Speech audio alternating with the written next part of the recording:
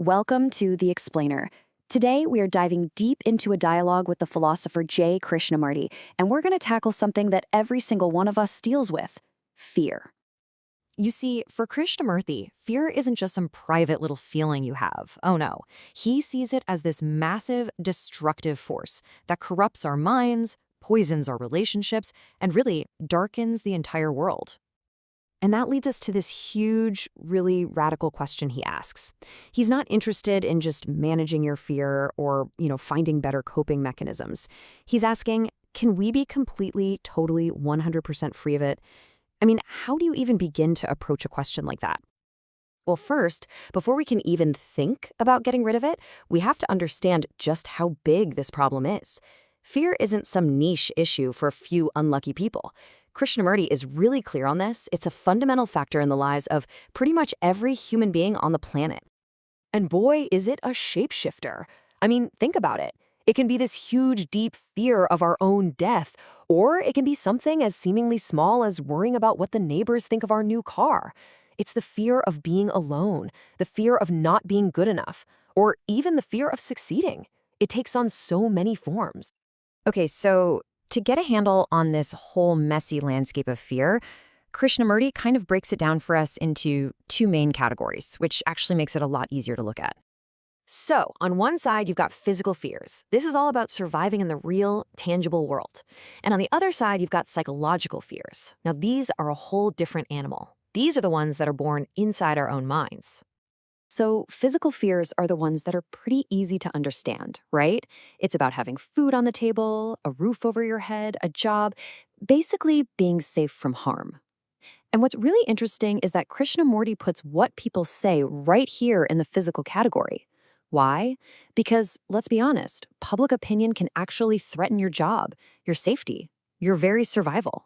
Now, psychological fears, these are the tricky ones. They're way more subtle, more personal. They're all tangled up with our identity, with who we think we are. It's that fear of depending on someone who might leave us, that deep-seated terror of being alone, or that nagging feeling that you're just not living up to your potential, that you're just nothing. Okay, so we're constantly hit with all these fears, physical and psychological. What's our go-to move? Well, Krishnamurty says our usual strategies are frankly terrible. Not only do they not work, they actually dig us deeper into the trap. Just think about it for a second in your own life. When you feel that little spark of fear, what's your gut reaction? For most of us, it's to push it away, run from it, or try to outsmart it, right? We have all these clever little tricks to avoid just sitting with the feeling itself. We might try to escape into our phones or follow some guru who promises all the answers. Or we try to reason our way out of it with logic. Or maybe we try to fix one little fear at a time, like we're just snipping weeds but leaving the root completely untouched. But the big one, the one our culture absolutely loves, is analysis. And this is where Krishnamurty just hits us with this brilliant line. Analysis is real paralysis. Wow. Think about that. The very act of picking your fear apart, trying to figure out where it came from, its whole history, it keeps you stuck in your head. You're always analyzing, but you're never actually free. Okay, so if all our usual tricks, especially analysis, are just dead ends, that forces us to ask a much, much deeper question. This is where it gets really, really interesting. If we stop messing around with all the individual branches of fear, what if we could find the one single root that all of our psychological anxieties actually grow from? And Krishnamurty's answer is, it's so simple, but it will completely flip your understanding of fear on its head. He says the root of all psychological fear is thought. Not a bad thought, not a scary thought, the very process of thinking itself. Okay, so how does this actually work? Let me break it down. See, the fear isn't the actual painful event. The fear is what thought does with that event. It takes a memory of a past pain, stores it away, and then it projects it into an imagined future. It starts worrying, oh my God, what if that happens again? And that projection, that movement of thought, that is fear. He puts it so perfectly here. Fear basically lives in this imaginary space between a yesterday that's already gone and a tomorrow that hasn't even happened yet.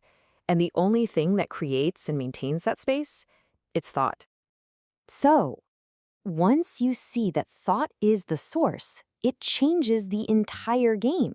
We're not talking about fighting fear anymore. We're not talking about analyzing it. We're talking about a completely different approach. Just seeing. Now hold on. We have to be super clear about something here. Krishnamurty is not talking about what he calls intelligent self-preservation. You know, jumping out of the way of a speeding bus. That's not fear. That's your intelligence working perfectly in the present moment to keep you alive.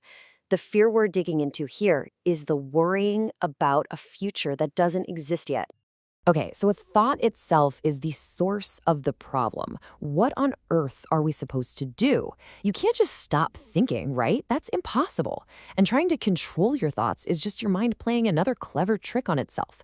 The real path is something else entirely. And that path is what he calls pure observation. This means watching fear with your whole being, with total non-judgmental attention. You see it not as a word or an idea, but as this living, vibrating energy inside you. You don't call it fear, you don't try to figure it out, you don't run from it, you just look. And this right here, this is the heart of it all. He says that when you look at fear with that kind of total attention, the artificial separation between you, the one who's watching, and the fear, the thing being watched, it just dissolves. You realize that you are the fear. The observer is the observed. And in that incredible moment of seeing everything as one single movement, the psychological energy we call fear simply isn't there. And so that leaves us with the final and maybe the most profound challenge from Krishnamurty. This isn't some technique you have to practice for years. It's a question for right now in your own life. The very next time fear shows up, can you just watch it? Can you meet that living energy without the interference of a single thought, without a single word? Because in that profound silence, he suggests, you might not just find a little relief, you might find total freedom.